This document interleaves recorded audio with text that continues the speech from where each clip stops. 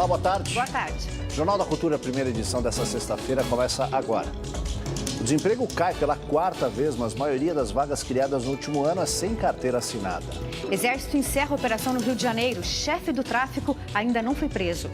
A AIDS avança sobre população com mais de 50 anos. Falta de campanhas de prevenção e mudanças de comportamento estão entre as causas.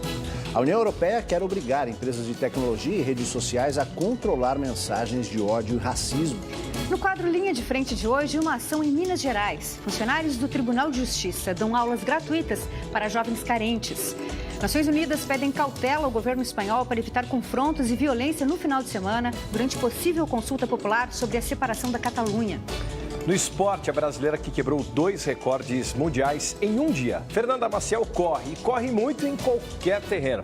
Daqui a pouquinho eu conto o que ela foi capaz de fazer na Tanzânia.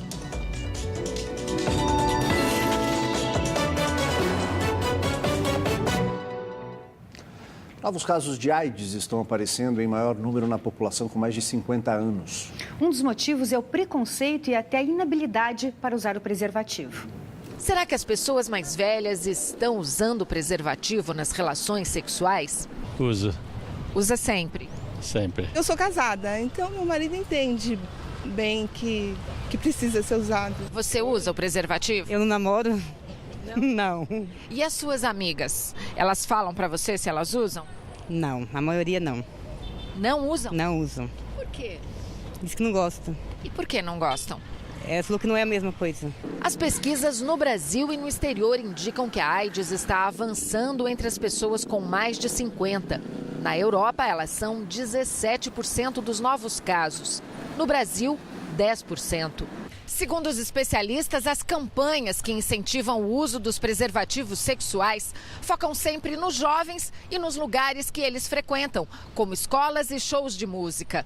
Mas depois da mudança de comportamento das pessoas com mais de 50 anos, as campanhas também precisam ser levadas até esse público, distribuindo camisinhas, por exemplo, nos bailes da terceira idade. Essa geração, ela está experimentando uma liberdade sexual que eles não vivenciaram na juventude.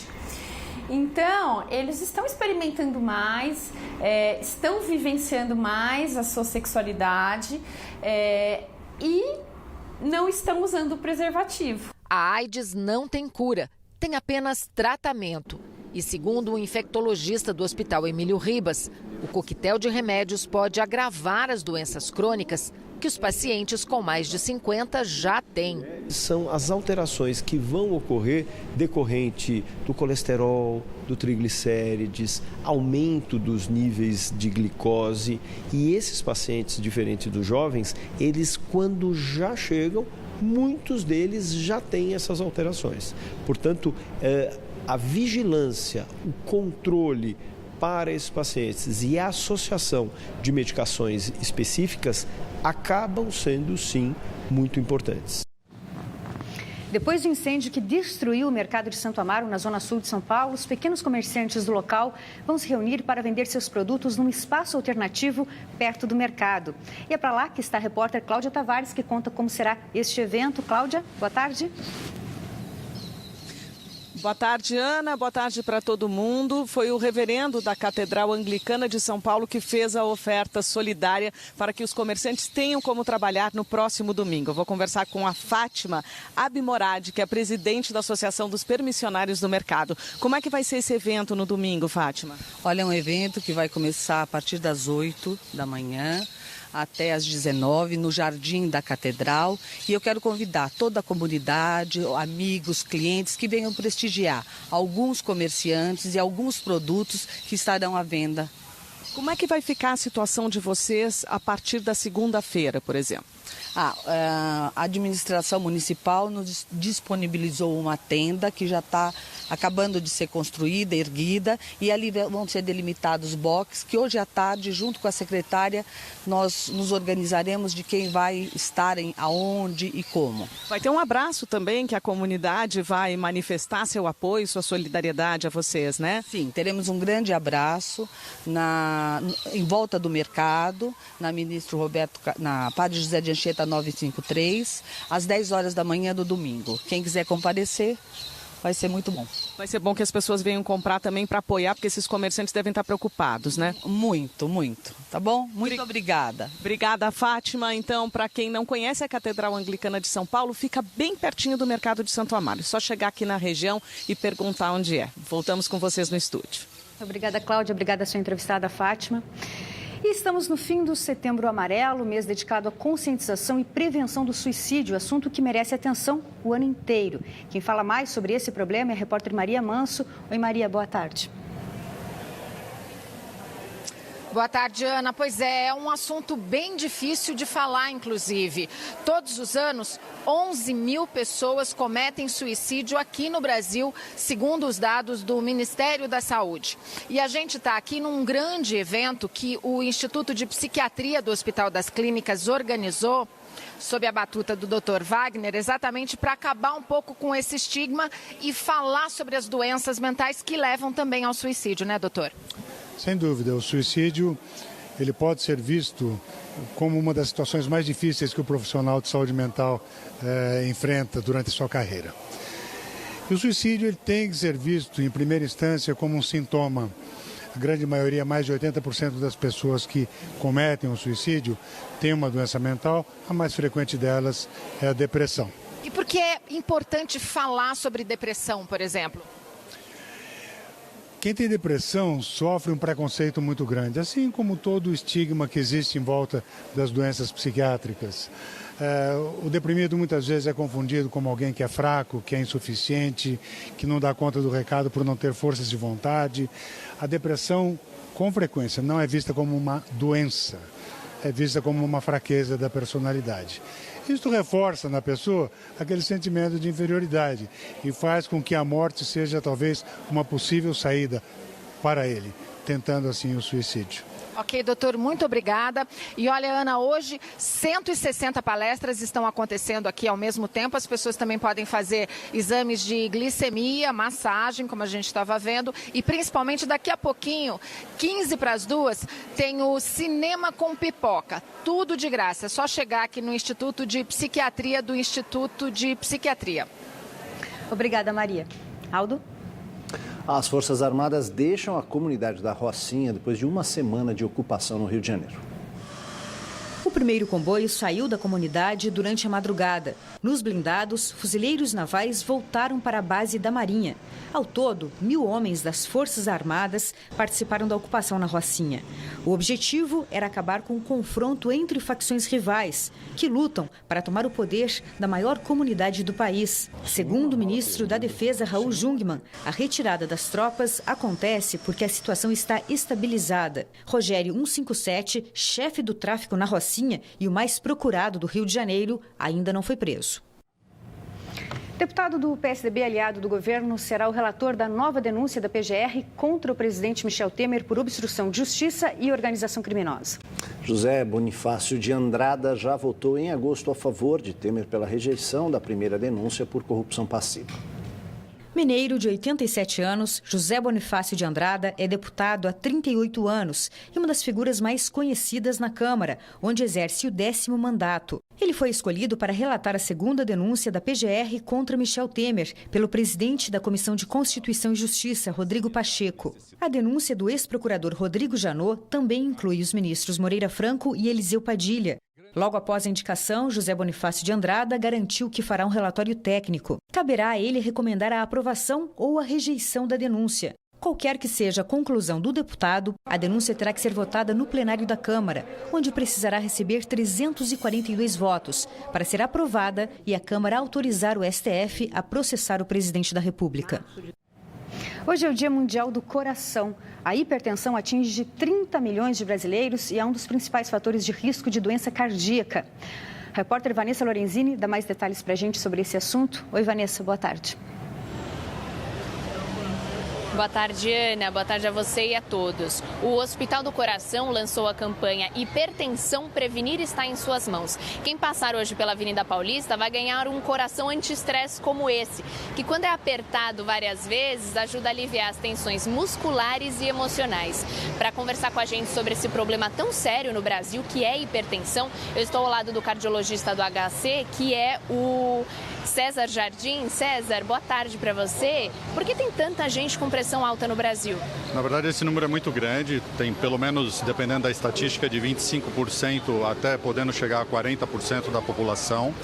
E hoje, os hábitos de vida têm a ver diretamente com a hipertensão. Existem situações que estão relacionadas ao envelhecimento, à genética, mas hábitos de vida fundamentalmente. Muito sal, peso em excesso, falta de atividade física e fundamentalmente o estresse emocional também.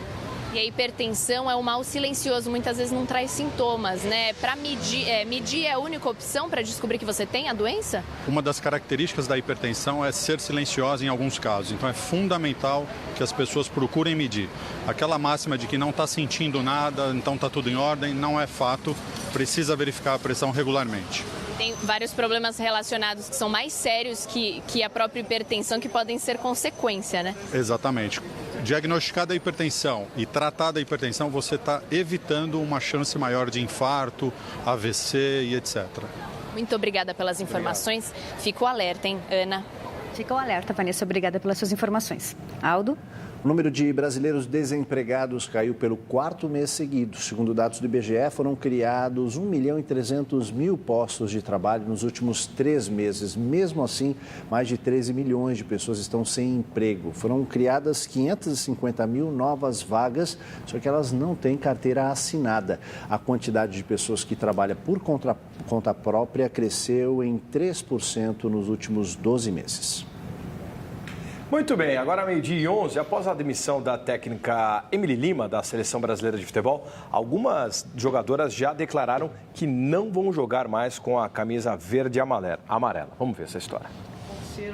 A demissão de Emily Lima abriu uma crise na equipe nacional. 3 jogadoras importantes, Cristiane, Rosana e Fran, anunciaram que não vestirão mais a camisa do time e outras prometem seguir o exemplo. Além de prestar solidariedade a treinadoras, atletas apontam falta de amparo e de planejamento da diretoria da CBF e até mesmo apadrinhamento em antigas convocações. A treinadora caiu após 2 derrotas em amistosos realizados na Austrália. Ao todo, Emily Lima comandou o Brasil em 13 jogos, conquistando 7 vitórias, 1 empate e 5 derrotas.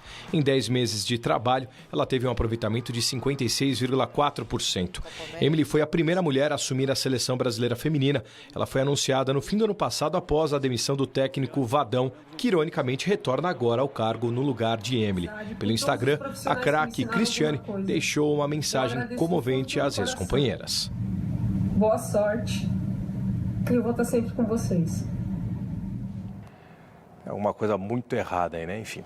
Hoje é dia de aventuras pesadas. Daqui a pouquinho tem a brasileira Fernanda Maciel, né, lá na Tanzânia. Mas antes, a nossa dica do Cine Esporte de barco nos canyons norte-americanos. Vamos só dar uma olhada. Time Travelers, viajantes no tempo. Em 2016, integrantes da equipe norte-americana de rafting, que são aquelas embarcações feitas exclusivamente para descer rios e corredeiras, como a gente tem aqui no Brasil, em Bonito, no Mato Grosso do Sul, decidiram encarar uma incrível missão. Quebrar o recorde de velocidade de descida dos 443 quilômetros do Rio Colorado, que fica no estado do Texas e corta o Grand Canyon, que passa entre Estados Unidos e México, remando toda a extensão em menos de 34 horas. E que jornada espetacular! Envolveu criar e construir um barco de 48 pés, que dá pouco mais de 14 metros, e treinar intensivamente por 8 meses, até o grande dia, em janeiro de 2017. O que poderia ser um desafio puramente físico se transformou em algo muito maior. Uma lição sobre camaradagem, perspectiva e o poder de um rio selvagem.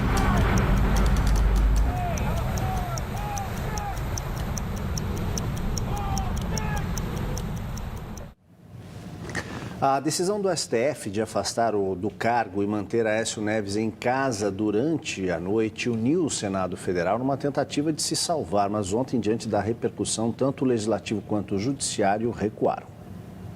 O plenário vazio que determinou o adiamento da votação sobre o afastamento do senador Aécio Neves ontem é o cenário de um Congresso amedrontado pelas denúncias da Operação Lava Jato. A questão uniu rivais históricos. PSDB, PMDB e PT defendem que a determinação para que ele não saia de casa durante a noite equivale a uma prisão e que cabe ao Senado revisar. O que nós estamos discutindo é a observância da Constituição. A Constituição é muito maior do que o senador Aécio Neves, do que qualquer mandato de parlamentar. A principal liderança tucana do país, o ex-presidente Fernando Henrique Cardoso, discorda. Durante palestra em Washington, nos Estados Unidos, disse que o STF é o guardião da Constituição. E, sem citar Aécio, foi firme em dizer que a instituição tem a decisão final no Brasil. Esse jurista concorda. Para ele, o Senado só deve ser consultado em outra circunstância. O recolhimento noturno não é prisão. Evidente que é uma forma de privação de liberdade, mas para o legislador é considerada uma medida acautelatória que pode ser aplicada em razão do princípio da necessidade. Os senadores aprovaram regime de urgência para votar a questão, que ficou para a semana que vem, se houver quórum. Um sinal dado pela presidente do Supremo, a ministra Carmen Lúcia, pode ter disparado essa estratégia protelatória. Ela disse que o Supremo vai dar prioridade a uma ação que pede que sanções da Justiça envolvendo parlamentares devam ser submetidas ao Congresso, o que abre jurisprudência para o caso de Aécio. O ex-presidente do PSDB foi gravado em conversa com o dono da JIF, Joesley Batista, a quem teria pedido R$2 milhões. Ele é acusado de corrupção passiva e de obstrução da Justiça. Para esse cientista político, a explicação para que os partidos adversários se unam nesse momento no Senado só tem uma explicação. Tende a ser agora um movimento coordenado, não só do Senado, mas do Congresso de modo geral, Senado e Câmara, numa tentativa de criar uma certa proteção aos eventuais próximos a serem atingidos por decisões do STF, né? No linha de frente dessa sexta, o projeto Mais Justiça, que dá oportunidade a jovens carentes em Minas Gerais. Jovens do Morro do Papagaio estão tendo a oportunidade de sonhar com uma vaga no Tribunal de Justiça. Eles fazem parte do projeto Mais Justiça. 12 servidores do Tribunal de Justiça de Minas Gerais e do Tribunal Eleitoral se uniram para dar aulas gratuitas para quem sonha em ir além. Eu fui office boy no Tribunal de Justiça, tive a oportunidade de estudar gratuitamente com o apoio de colegas do TJ. Então, hoje, como servidor concursado do tribunal, reuni um grupo de amigos que toparam, né, fazer esse projeto, e com parceiros a gente vem há um ano dando as aulas gratuitamente, voluntariamente, para alunos de comunidades carentes. Cerca de 200 pessoas participaram das aulas preparatórias para concursos. A apostila foi desenvolvida pelos próprios professores e permite que os alunos se sintam preparados para o desafio. O projeto ele veio na contramão de todos os cursos preparatórios que a gente vê no país, que é a função lucrativa. Fez toda a diferença para a nossa comunidade. Gostaria muito de mudar de vida. Adquirindo conhecimento, a gente pode quebrando essas barreiras do preconceito. Condição financeira, sinceramente, a maioria que não teria de pagar um cursinho desse, material didático, e para nós nos coloca no mesmo nível dos demais candidatos. Gratidão pelo aquilo que a gente teve, conquistou com o apoio das pessoas, e também passar para frente, doar um tempo nosso nesse momento complicado que a sociedade vive, para que outras pessoas também tenham oportunidade. A seguir, Nações Unidas pedem cautela ao governo espanhol para evitar confrontos numa possível consulta popular sobre a separação da Catalunha. E a pressão da União Europeia sobre as gigantes da tecnologia para conter as mensagens de ódio nas redes sociais. A gente volta já.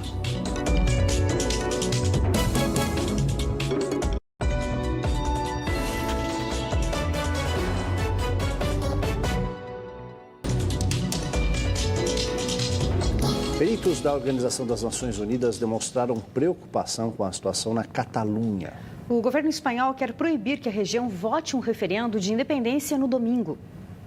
A ONU fez um apelo para que Madrid respeite a liberdade de expressão e o direito à manifestação pacífica dos catalães. De acordo com as Nações Unidas, independentemente da legalidade da votação, é responsabilidade espanhola respeitar os direitos que são essenciais para a sociedade democrática. Ontem, a prefeita de Barcelona, Ada Colau, pediu que a União Europeia ajudasse na questão, mas até agora não teve sucesso. No começo desse mês, a pedido do governo federal, o Tribunal Constitucional da Espanha julgou que o referendo é inconstitucional. A partir partir daí, a Catalunha tem sido palco diário de manifestações. Em resposta, as autoridades têm detido os líderes a favor do pleito, retirado sites pró-referendo do ar, realizado operações em gráficas e confiscado material eleitoral.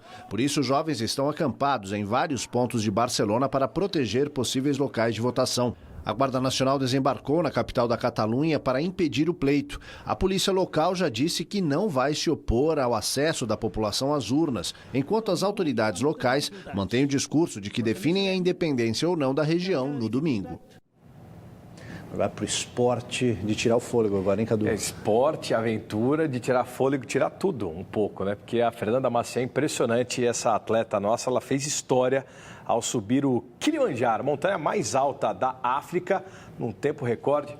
Vamos dar uma olhada na história. Como ultramaratonista, Fernanda Maciel está acostumada a superar os seus limites. Foi a primeira mulher no mundo a subir e descer o Aconcagua, na Argentina, em menos de 24 horas. Mas desta vez ela foi além do imaginável e quebrou 2 recordes mundiais na Tanzânia, ao subir e descer o Kilimanjaro, no menor tempo na história. Ela saiu da porta do Parque Nacional, a Umbwe Gate, que está a 1.670 metros de altitude, e chegou ao cume da montanha, que fica a 5.895 metros, em 7 horas e 8 minutos. Depois, voltou correndo e completou o trecho em 10 horas e 6 minutos, estabelecendo 2 recordes mundiais. Para se preparar para a subida, Fernanda passou 4 dias se aclimatando na região. Por lá, avaliou a vegetação, o terreno e dormiu 2 noites. Do início, da porta do parque, ele é uma floresta. Essa floresta é cheia de macacos, cheia de bichos. E depois, lá para cima, já é bem terreno montanhoso, Muitos blocos de pedra. Tem até várias avalanches de pedra que vão vindo no meio do vale. Tem blocos de pedra que eu tenho que escalar para chegar até o Kilimanjaro.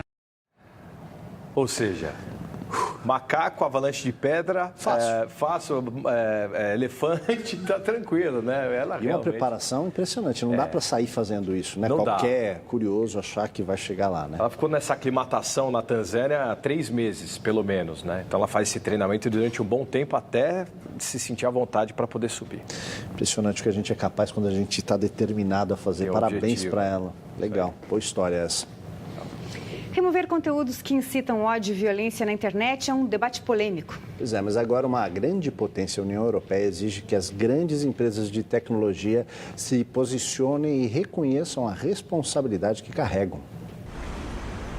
O bloco divulgou ontem um novo conjunto de diretrizes para as maiores empresas de tecnologia, como Facebook e Twitter, e deu a elas apenas alguns meses para se adaptarem. Em maio de 2016, essas grandes empresas de tecnologia assinaram um código de conduta em que se comprometiam a remover discursos de ódio dentro de 24 horas. Mas a União Europeia disse em comunicado que 28% do conteúdo removido foi retirado somente uma semana após a publicação. Uma das sugestões do bloco é que as empresas criem ferramentas que facilitem a denúncia de conteúdo ilegal por parte dos usuários e cooperem com as autoridades. A União Europeia alega que as plataformas online carregam uma responsabilidade social cada vez maior e devem proteger os usuários e a sociedade como um todo, além de se prevenir de criminosos que usam o espaço online para propagar seus ideais. A comissão do bloco que cuida desse assunto se reúne novamente em dezembro para avaliar os resultados das diretrizes propostas e decidir qual será o próximo passo. Isso podia chegar aqui no Brasil, né? Tanto ódio, né? Tanta coisa pelas redes sociais. E, gente, Jornal da Cultura, primeira edição dessa sexta-feira termina aqui. Uma ótima tarde para você. Agora você acompanha o programa Panorama, que hoje fala sobre a situação dos refugiados aqui no Brasil. Uma ótima tarde, bom final de semana. A gente se vê aqui na segunda. Tchau.